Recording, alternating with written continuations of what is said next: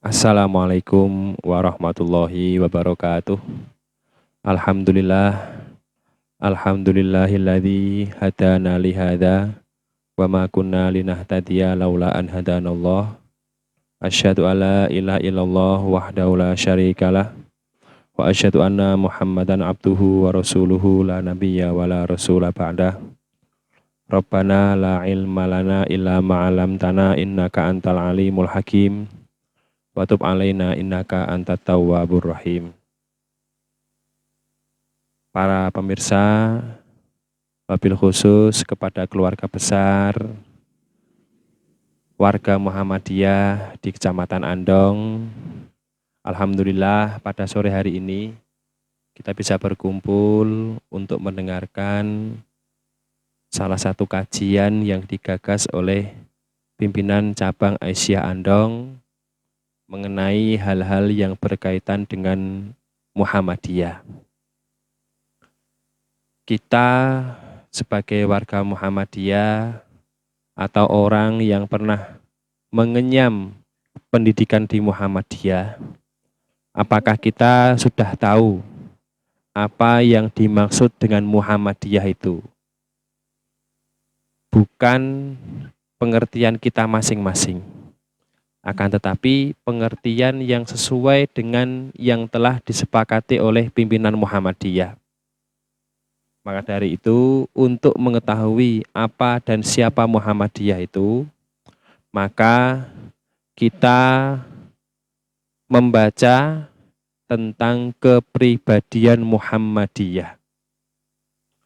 Poin yang pertama adalah, apakah Muhammadiyah itu? Menurut kepribadian Muhammadiyah, Muhammadiyah adalah suatu persyarikatan. Yaitu, kalau dikatakan suatu persyarikatan, ini tidaklah bermaksud bekerja oleh satu orang dan untuk satu orang. Akan tetapi yang bekerja adalah tim, yang bekerja adalah organisasi. Tidak ada yang namanya Superman, akan tetapi adalah super tim. Sehingga apa-apa yang dilaksanakan oleh Muhammadiyah diawali dan diakhiri dengan musyawarah mufakat. Muhammadiyah adalah suatu persyarikatan yang merupakan gerakan Islam. Diingat, gerakan Islam, bukan gerakan agama Nasrani, bukan gerakan agama Yahudi, bukan gerakan agama Hindu, bukan gerakan agama Buddha, bukan gerakan agama apapun namanya, akan tetapi Muhammadiyah adalah gerakan Islam. Lah, sekarang bertanya, apa maksud dari gerakan itu? Di dalam kepribadian Muhammadiyah dikatakan, maksud gerakannya ialah dakwah Islam dan amar ma'ruf nahi mungkar. Dakwah Islam dan amar ma'ruf nahi mungkar. Jadi Muhammadiyah itu tidaklah gerakan politik atau gerakan organisasi politik atau gerakan yang mencari yang namanya kursi di politik. Akan tetapi Muhammadiyah adalah dakwah Islam. Dan juga ada poin, yaitu melaksanakan amar ma'ruf nahi mungkar. Bukan amar ma'ruf nyambi mungkar. Sehingga di dalam beramar ma'ruf tersebut dan di dalam bernahi mungkar tersebut adalah merupakan bagian terbesar dari dakwah Islam. Siapa objeknya? Di dalam kepribadian Muhammadiyah dikatakan yang ditujukan kepada dua bidang. Objeknya ada dua. Yang pertama adalah perseorangan dan yang kedua adalah masyarakat. Lah, kepada siapakah dakwah amar ma'ruf nahi mungkar itu pada perorangan, maka untuk di dalam perorangan tersebut dibagi menjadi dua golongan, yaitu kepada yang telah Islam berupa bersifat pembaharuan atau mengembalikan kepada ajaran Islam yang asli dan murni. Yang kedua, bagi yang belum Islam bersifat seruan atau ajakan untuk memeluk Islam. Jadi, bagi mereka yang telah beragama Islam, maka sifatnya adalah diperbarui, yaitu ar-ruju ilal Quran was sunnah, kembali kepada Al-Quran dan sunnah, tidak kembali kepada ustadznya, tidak kembali kepada syekhnya, tidak kembali kepada kitab-kitab tertentu atau buku-buku tertentu. Akan tetapi bagi mereka yang sudah Islam diajak untuk kembali kepada ajaran Islam yang murni berupa kembali kepada Al-Quran dan Sunnah. Rasulullah SAW bersabda, taraktu fikum amroini lan tadillu ma tamassaktum bihima. Kitab Allah wa sunnata rasulihi. Aku tinggalkan bagi kalian dua perkara. Jika kalian memegang teguh dua perkara tersebut, maka tidak akan tersesat selama-lamanya. Perkara itu adalah Al-Quran dan As-Sunnah. Maka itu bentuk kembali kepada ajaran Islam yang asli dan murni. Tidak tersentuh oleh penyakit tahayul, tidak tersentuh oleh penyakit bid'ah, dan tidak tersentuh oleh penyakit khurafat. Sekarang, adapun yang kedua, yaitu dakwah kepada yang belum Islam, yaitu bersifat seruan atau ajakan untuk memeluk Islam. Bagi yang belum Islam, didakwai, akan tetapi prinsipnya adalah la ikraha fiddin. Tidak boleh memaksakan orang lain masuk kepada agama Islam, tetapi orang-orang tersebut tetap kita dakwai. Seperti Muhammadiyah, sekolah-sekolah Muhammadiyah, kampus-kampus Muhammadiyah yang berada di Indonesia Timur, kebanyakan yang sekolah dan kuliah di sekolah Muhammadiyah atau di sekolah-sekolah universitas Muhammadiyah adalah orang Nasrani atau orang non-Muslim. Saking banyaknya orang yang non-Muslim bersekolah dan berkampus di Muhammadiyah, banyak sekali mereka yang hampir lebih dari 50% mahasiswanya adalah orang-orang Muslim. Akan tetapi mereka yang bersekolah di Muhammadiyah, yang ngampus di Muhammadiyah tetap didakwai, akan tetapi prinsipnya tidak pernah dipaksa untuk memeluk agama Islam. Jadi dakwah dan amar ma'ruf nahi mungkar pada bidang yang pertama adalah kepada perseorangan.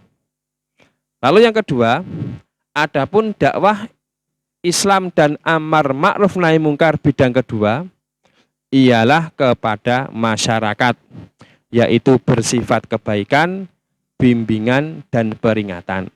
Sebagaimana Muhammadiyah mendirikan sekolah-sekolah Muhammadiyah, Muhammadiyah mendirikan panti asuhan Muhammadiyah, Muhammadiyah mendirikan madrasah-madrasah Muhammadiyah, Muhammadiyah mendirikan pondok-pondok Muhammadiyah, Muhammadiyah mendirikan kampus-kampus Muhammadiyah, sekolah tinggi agama Islam Muhammadiyah, institut-institut Muhammadiyah, dan juga universitas-universitas Muhammadiyah. Ini bersifat dakwah amar ma'ruf nahi mungkar yang bersifat kebaikan, bimbingan, dan peringatan.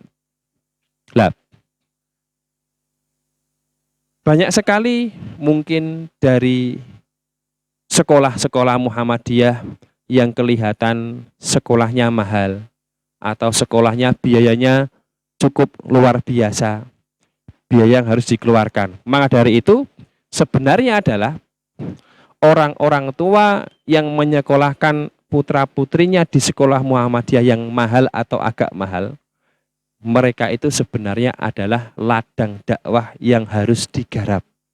Siapa itu? Mereka kaum menengah dan menengah ke atas. Karena apa? Karena tidak semua mereka yang hidup di kaum menengah dan menengah ke atas ini mau berbaur dengan pengajian ibu-ibu. Maka dari itu, sekolah-sekolah Muhammadiyah, Universitas Muhammadiyah yang mana untuk kaum menengah dan menengah ke atas, ruang-ruang dakwahnya harus diisi. Ruang-ruang dakwahnya harus kita pegang. Untuk apa? Agar menjadi masyarakat Islam yang sebenar-benarnya. Semisalkan di SD Muhammadiyah PK Andong ini, kalau ada wawancara kepada wali murid atau kepada wali murid yang baru, maka biasanya ditanya, Bapak, Ibu, apakah panjenengan melaksanakan sholat 5 waktu? Kalau jawabannya alhamdulillah, Pak Kepala Sekolah, kami sekeluarga sholat 5 waktu. Itu jawaban yang enak. Tapi ada juga yang mengatakan, mohon maaf Pak Kepala Sekolah, kami sholatnya belum 5 waktu. Ya kadang-kadang ya Senin Kemis, kadang-kadang seminggu sekali hanya Jumatan saja, kadang-kadang ya hanya Lebaran saja, kadang-kadang kalau ingat saja.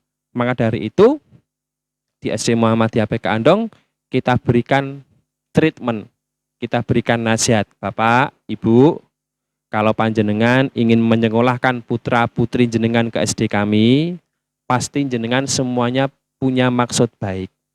Anaknya pengen jadi orang yang baik. Maka dari itu, kalau jenengan punya keinginan anaknya menjadi anak yang baik, jenengan juga harus menjadi orang yang baik. Dengan cara apa? Dengan cara tetap melaksanakan sholat kalau belum melaksanakan sholat. Seperti itu alhamdulillah. Alhamdulillah. Mereka yang tidak sholat menjadi sholat. Itu adalah sebuah gerakan dakwah Islam dan amar ma'ruf nahi mungkar kepada masyarakat.